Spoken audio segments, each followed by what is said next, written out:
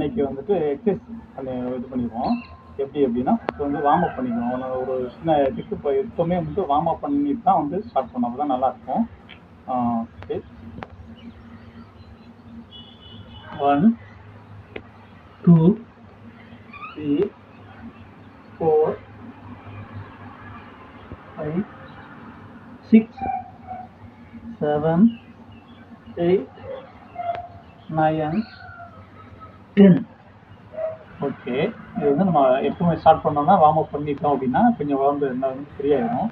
அடுத்து வந்து என்ன அப்படின்னா இந்த ஸ்டொமக்கில் உள்ள இந்த பெல்லிபேட் சொல்லுவாங்களா, அந்த பெல்லிபேட் வந்துட்டு குறையிறதுக்கும் ப்ளஸ் இந்த சைடில் உள்ள இடுப்பில் உள்ள சைடில் உள்ள சதைகள் இந்த பேட்டு கெட்ட கொழுப்புகள் குறையிறதுக்கும் இந்த ஒரு சின்ன எக்ஸசைஸு. இதை நம்ம பண்ணோம் அப்படின்னா சீக்கிரமாக வந்துட்டு அந்த பேட்டெல்லாம் வந்துட்டு ரிமூவ் ஆகி ஸ்மார்ட்டாக ஸ்லிம்மாக இருக்கலாம்.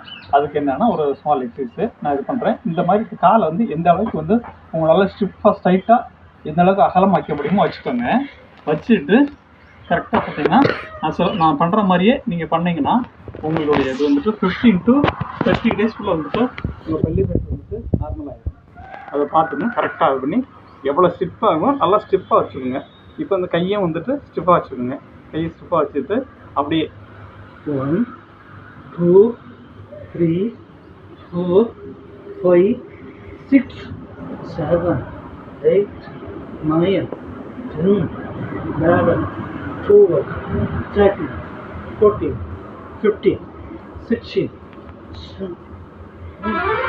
17 20 19 18 17 16 15 14 13 12 11 10 9 8 7 6 5 4 3 2 1.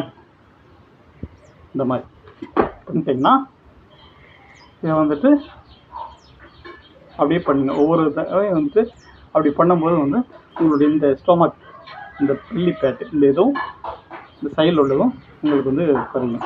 நீங்கள் எவ்வளோ வந்துட்டு இப்படி ஸ்டிப்பாக கரெக்டாக வச்சுட்டு இந்த 20 தடவையாக வந்துட்டு பண்ணிகிட்டே இருங்க. உங்களுடைய வந்து சூப்பர் ரிசல்ட் கிடைக்கும். ஓகேவா? பாய்.